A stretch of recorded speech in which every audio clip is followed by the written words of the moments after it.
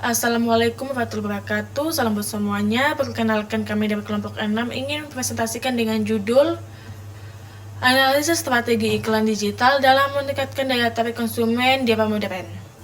Yang pertama adalah latar belakang, yaitu perkembangan teknologi digital telah membawa perubahan besar dalam dunia bisnis, termasuk dalam cara perusahaan mempromosikan produk atau jasanya kepada konsumen. Di era modern saat ini, media konvensional seperti televisi, radio, dan cetak mulai tergeser oleh dunia digital yang dinilai lebih cepat, interaktif, dan cepat sasaran. Solusi pengembangan yaitu yang pertama adalah konten visual menarik atau warna, desain, dan video. Yang kedua adalah segmentasi pasar atau demografi minat lokasi. Yang ketiga adalah endorsement oleh influencer atau figur publik. Yang keempat adalah pemilihan platform yang sesuai. Yang kelima adalah evaluasi performa iklan digital dengan tools analitik. Manfaat program adalah yang pertama adalah pelaku usaha dapat menyusun strategi iklan yang efektif. Yang kedua, konsumen mendapat informasi relevan dan pengalaman personal. Yang ketiga adalah menambah referensi akademik dan studi kasus pemasaran digital. Yang keempat adalah mendorong UMKM memanfaatkan iklan digital dengan biaya terjangkau. Selanjutnya saya akan membacakan pengertian iklan digital.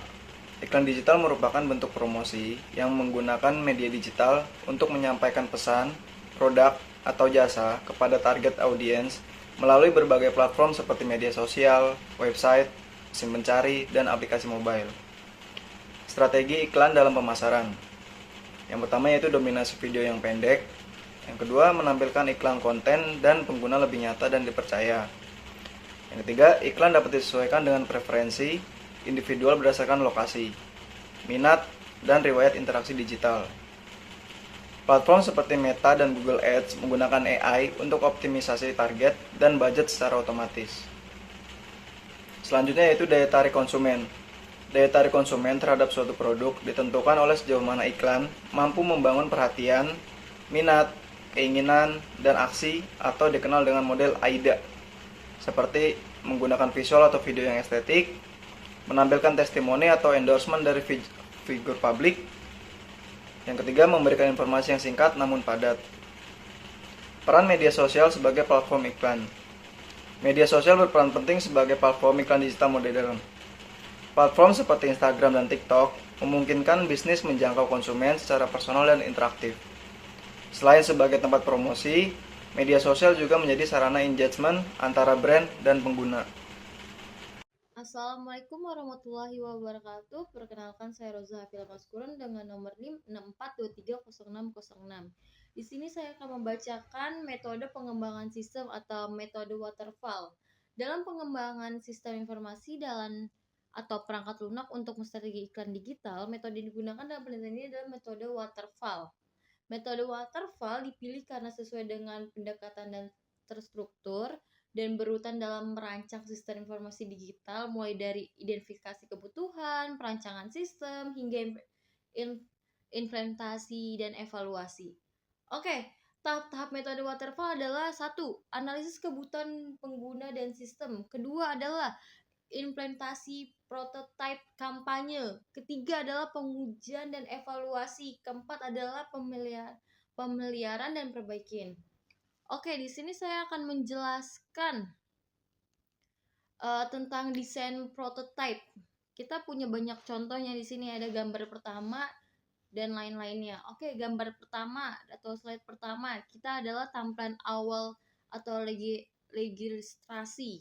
1. Di sini adalah selamat datang, atau di gambar sini adalah gurih mampir atau ucapan selamat datang di presentasi prototype aplikasi Gurih Mampir. Ada sebuah platform pemesanan makanan yang mudah dan efisien.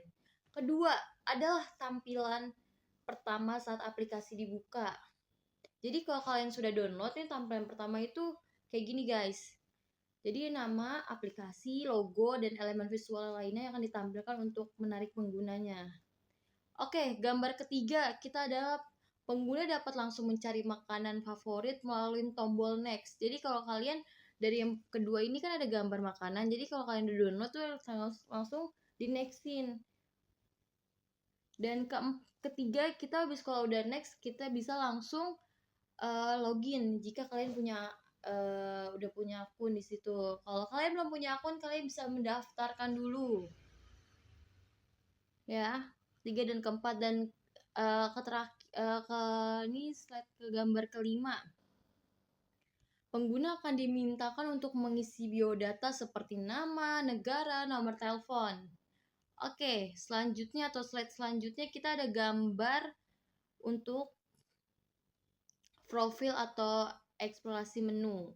Yang gambar pertama adalah setelah mendaftar, pengguna diminta untuk mengunggah foto profil untuk personalisasi atau personality kayak buat personal sendiri sih guys.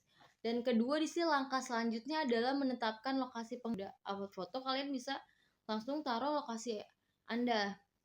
Ya. Ketiga, jika semua data lengkap, pengguna akan diarahkan ke halaman utama.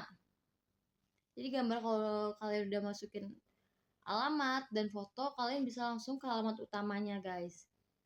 Dan keempat atau gambar keempat ada tampilan berbagai macam kategori makanan dan menu populer di sana. Dan penawaran promonya. Oke, gambar kelima di sini adalah fitur pencarian dan filter sangat membantu pengguna untuk mencari makanan yang diinginkan. Jadi kalian kalau pengen sesuatu, kalian tinggal ketik aja. Jadi di sini desain prototipe-nya slide selanjutnya aku akan membacakan yang di slide ketiga, yaitu voucher dan detail pemesanan dan chat. Oke, gambar pertama adalah setelah tersedia fitur voucher promo yang bisa digunakan langsung saat kalian CO atau kalian check out. Gambar selanjutnya di sini pengguna bisa melihat atau daftar makanan yang bisa dipilih, dan total harganya termasuk ongkirnya. Dan ke slide foto selanjutnya di sini fitur chat akan kemungkinan pelanggan bisa berkomunikasi langsung dengan penjual atau admin yang ada di dalamnya. Jika dipergunakan, pengguna juga bisa melakukan panggilan melalui aplikasi tersebut. Oke, selanjutnya slide keempat. Di sini kita bisa atau maksudnya konfirmasi hingga rating. Di sini slide pertama atau gambar pertama, pengguna akan melihat ringkasan pemesanan dan metode pembayarannya. Gambar kedua di sini aplikasi mendukung berbagai macam pembayaran seperti. Jadi kalau kalian mau pembayaran, kalian bisa melalui slide keduanya. Slide kedua itu kayak gini guys. Kalian bisa bayar via Flyfly, GoPay dan lain-lainnya. Selanjutnya itu ada saat pembayaran, pengguna diminta untuk konfirmasi alamat terakhir. Jadi kalau kalian habis pesan, habis bayar, kalian langsung dikonfirmasi lagi alamatnya. Dan habis itu gambar selanjutnya, pengguna dapat melacak pesanan secara real time. Jadi kalau kalian habis pesan, jadi itu setiap rinci itu bakal jelas apa pesanan dibuat, diantar dan lain-lainnya. Dan selanjutnya gambar selanjutnya, setelah pemesan diterima, pengguna akan memberikan rating dan ulasan. Jadi kalau kalian habis pesan, kalian bisa memberi rating dan ulasan disebut. Saya akan melanjutkan presentasi di materi slide ke-11 dengan penjelasan materi, implementasi dan respon, analisis respon audiens. Yang pertama ada implementasi konten, yaitu pada bagian ini dijelaskan bahwa konten yang diunggah berupa video berdurasi 15 detik dengan visual yang menarik. Video tersebut berisi testimoni konsumen, ajakan untuk bertindak, call to action, serta memanfaatkan fitur interaktif di Instagram dan TikTok. Lalu yang kedua ada respon audiens. Hasil dari implementasi konten dapat dilihat dari beberapa metrik seperti berikut.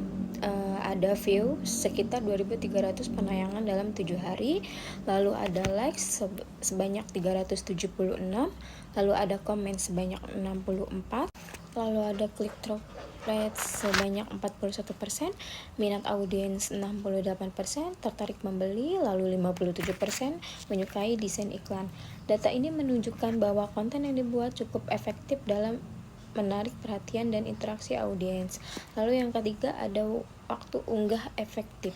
Agar jangkauan konten optimal, waktu unggah yang disarankan adalah sebagai berikut. Di Instagram itu waktu optimalnya pada pukul 11.00 siang sampai jam 13.00 siang, dan jam 19.00 sampai 21.00 waktu Indonesia Barat. Lalu pada TikTok waktu optimalnya ada di pukul 18.00 sampai 22.00 waktu Indonesia Barat. Dengan mengunggah pada jam-jam tersebut, peluang konten untuk dilihat dan direspon oleh audiens menjadi lebih besar. Jadi pada kesimpulan yang kita ambil, materi ini menekankan pentingnya pembuatan konten yang menarik, pemulihan waktu unggah yang cepat, dan analisis respon audiens untuk mengukur efektivitas kampanye digital di media sosial. Perkenalkan, nama saya Trimisya Riko Deswaru. Di sini saya akan melanjutkan menjelaskan tentang analisis strategi iklan digital dalam meningkatkan daya tarik konsumen di era modern. Adapun tantangan dan solusi dalam penerapan analisis strategi iklan digital ini yaitu 1. Perubahan algoritma. Algoritma media sosial berubah-ubah mempengaruhi jangkauan organik. Adapun solusi dari perubahan algoritma ini yaitu kombinasi iklan organik dan berbayar, konten relevan dengan tren terbaru. 2. Anggaran terbatas. UMKM sering kekurangan dana untuk iklan berbayar. Adapun solusi dari tantangan ini yaitu fokus konten organik berkualitas dan kolaborasi dengan mikro influencer. 3. Pengukuran konversi. Kesulitan mengukur pembelian real time. Adapun solusi dari tantangan ini yaitu pelacakan link dan integrasi e-commerce dengan Google Analytics. 4. Konsistensi konten. Keterbatasan waktu dan kreativitas. Adapun solusi dari tantangan ini yaitu kalender konten bulanan dan penggunaan template desain serta tools efisien. Dari pembahasan yang telah kami buat, adapun kesimpulan yang telah kami rangkum dalam analisis strategi iklan digital dalam meningkatkan daya tarik konsumen di era modern. Dalam era digital yang semakin kompetitif, iklan digital telah terbukti menjadi salah satu strategi promosi yang paling efektif untuk meningkatkan daya tarik konsumen. Hasil pengujian melalui prototipe iklan digital memperlihatkan bahwa respon audiens cukup positif dengan engagement rate yang tinggi dan minat beli yang meningkat. Hal ini menunjukkan bahwa strategi iklan digital yang dirancang dengan baik dapat menjadi solusi promosi yang efektif terutama bagi pelaku usaha UMKM dan startup.